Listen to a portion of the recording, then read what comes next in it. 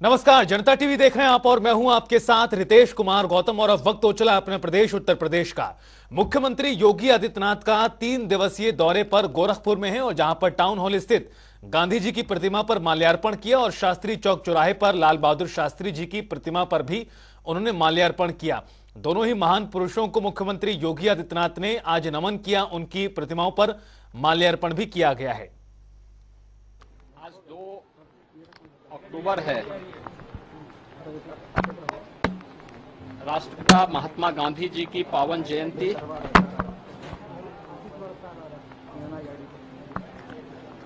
पूरा देश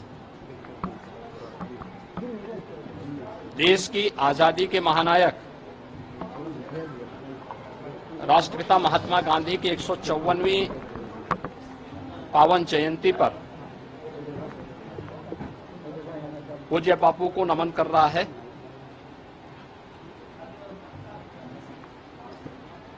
इस अवसर पर पूरी दुनिया को सत्य और अहिंसा का मार्ग दिखाने वाले लोकतांत्रिक मूल्यों का पालन करते हुए बड़ी से बड़ी ताकत को झुकाया जा सकता है। तो वहीं गोरखपुर के दिग्विजयनाथ सभागार में श्रीमद् भगवत महापुराण कथा के समापन वाले दिन मुख्यमंत्री योगी आदित्यनाथ ने हिस्सा लिया। मुख्यमंत्री ने कहा कि भागवत कथा हमें जीवन जीना सिखाती है। दुनिया सनातन धर्म हमें संकट से बाहर निकालता है, जिसमें सबके कल्याण की बात निहित है। और हम तो बार बार इस बात को कहते हैं, सनातन धर्म ये मानव धर्म है, मानवता की सुरक्षा की गारंटी देता है, विश्व के कल्याण की बात करता है। अगर सनातन धर्म पर संकट आएगा तो संकट भारत पर नहीं, विश्व मानवता पर आएगा।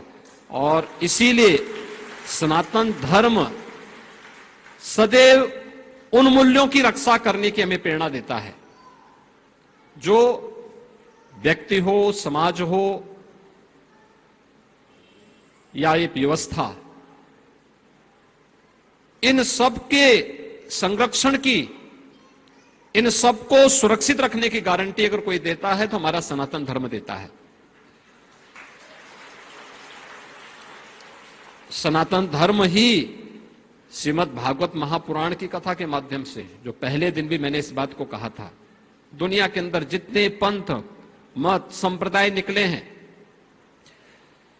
सबकी कल्पना अंतिम क्या होती है? हमें स्वर्ग प्राप्त होगा।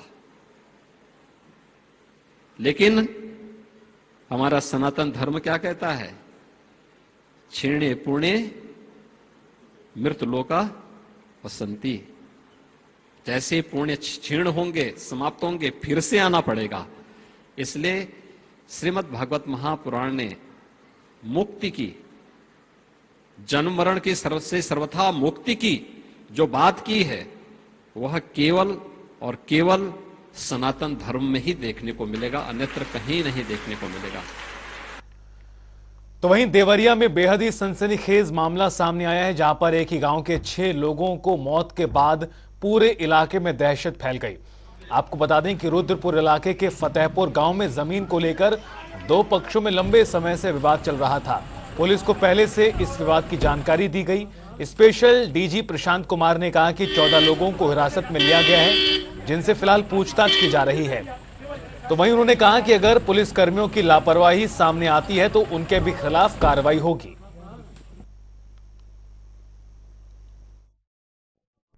देखिए, आज सुबह यहाँ पे एक बड़ी दुखद घटना हुई है। घटनास्थल पे हम लोग खड़े हैं यहाँ, और माननीय मुख्यमंत्री जी के निर्देश पर मैं और स्पेशल डीजी साहब हम लोग लखनऊ से आए हैं यहाँ घटना के बारे में जानकारी हासिल करने। जो प्रथम दृष्टया जो हमें जानकारी मिली है वो ये है कि ये आपसी रंजिश में की वजह से ये घटना हुई है। एक पक्ष जो है वो अपनी बात को लेकर के यहाँ आए थे सुबह, उनके पहले वो एक घटना हुई और उसके बाद उसके रिएक्शन में दूसरी घटना को अंजाम दिया गया, जिसमें कुल अभी तक 6 लोगों की डेथ हुई है। अभी चूंकि दोनों पक्ष के एक परिवार के तो लगभग सभी लोगों की डेथ हो गई है, और दूसरी तरफ दूसरे पक्ष का भी कुछ लोग हैं नहीं यहाँ पे, तो पूरी जानकारी अभी हासिल करने में थोड़ा और समय लगेगा। जहाँ तक अपराध की बात है उसके बारे में अभी लिखित तहरीर अभी दी जा रही है पुलिस को, और तहरीर मिलने के बाद उस मुकदमा दर्ज किया जाएगा। और अभी 14 लोगों को अभी पूछताछ के लिए अभी हिरासत में लिया गया है और पुलिस अपनी कार्रवाई कर रही है। 14 लोग हिरासत में हैं। पूरे प्रकरण में ठोस और प्रभावी कार्रवाई की जाएगी। अगर ये एप्लीकेशन के बावजूद, जैसा कि आप लोग अभी बता रहे हैं कि अगर एप्लीकेशन थाने में दी गई है और किसी तरह की कोई लापरवाही है तो लापरवाह व्यक्तियों के विरुद्ध भी कार्रवाई होगी। और इसमें भी जिन लोगों ने यहाँ किसी के घर पे चढ़ के कानून को अपने हाथ में लिया है उसके विरुद्ध भी कठोर कार्रवाई की जाएगी। बिहार में जाति आधारित जनगणना रिपोर्ट आने पर यूपी के नेताओं का क्या कुछ कहना रहा, आइए आपको सुनाते हैं। अपना दल ने हमेशा जातीय जनगणना की वकालत की है और संसद में हमने अपनी पार्टी का स्पष्ट रूप से पक्ष रखा है कि हम जातीय जनगणना के पक्षधर हैं और जातीय जनगणना समय की मांग है। हम गिनती के समर्थक रहे, हम आंदोलन किए हैं, आंदोलन करने के नाम हम इनका साथ, लेकिन हमारे साथ कितना अन्याय हुआ कि हम 1961 में 70 लाख थे, आज 7,000 हो। मैं चाहता हूँ विसंगति दूर हो जाए, उसके बाद गिनती हो। निश्चित रूप से हम लोग कहाँ गिने जाएंगे, ये 18 वर्ष से निषाद लोग। अनुसूचित जनजाति, मैं कहता अनुसूचित जाति की तो गिनती पहले से भी होती रही, लेकिन उनके अंदर जो जातियां हैं जो पिछड़ी जाति में डाल दी गई, उनकी गिनती कहाँ होगी। निश्चित तौर से बिहार सरकार ने पहले शुरुआत की है, मैं उसके लिए धन्यवाद देना चाहूंगा बिहार सरकार को, और वो पूरे देश के सामने ये चीज़ों को सामने लाए हैं जनगणना की। निश्चित तौर से मैं उनको धन्यवाद देना चाहूँगा, और ये निश्चित इससे आगे भी प्रदेश और देश के अंदर इस तरह की जातिगत जनगणना हो जिसकी चीज़ें साफ हो सके।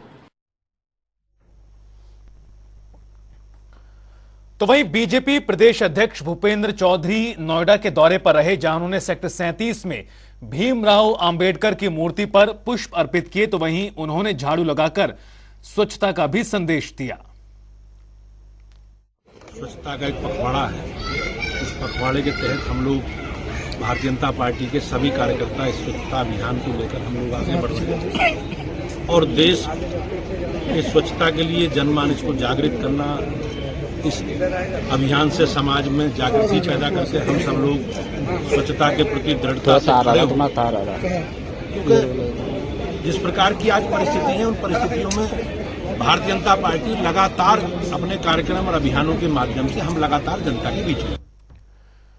तो वहीं जेएनयू की दीवारों पर विवादित स्लोगन पर केंद्रीय मंत्री साध्वी निरंजन ज्योति ने पलटवार करते हुए कहा कि सारे लोग खराब नहीं हैं, लेकिन कुछ लोग हैं जो भारत तेरे टुकड़े होंगे का साथ देते हैं।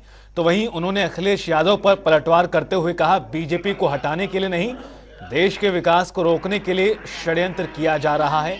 इंडिया गठबंधन में कोई दम नहीं है।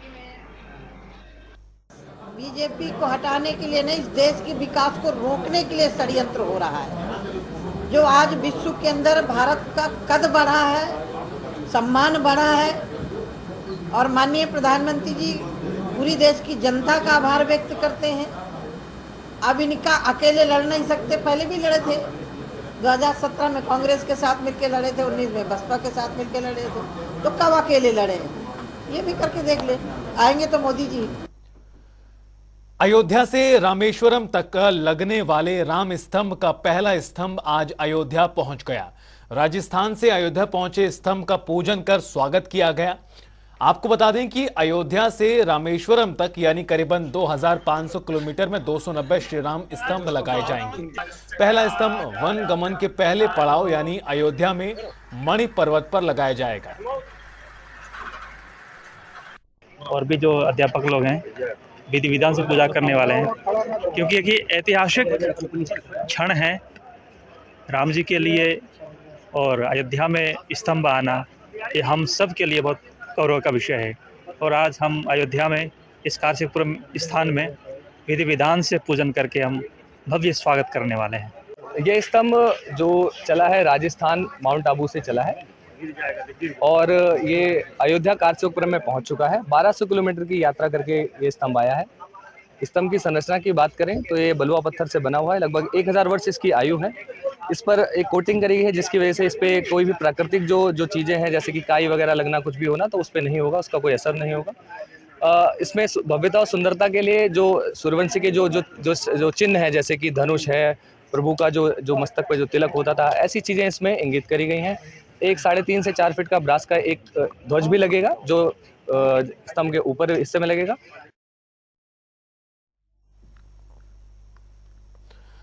तो वहीं अमेठी में संजय गांधी अस्पताल के बंद होने से राजनीति गर्मा गई है।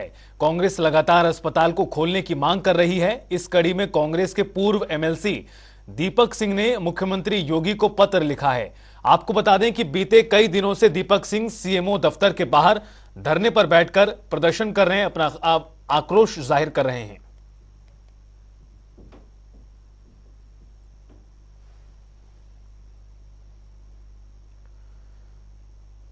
तो वहीं फतेहपुर में रिश्ते को तार तार करने वाली घटना सामने आई है, जहां पर मां की मौत के बाद पिता अपनी नाबालिग बेटे के साथ रेप किया।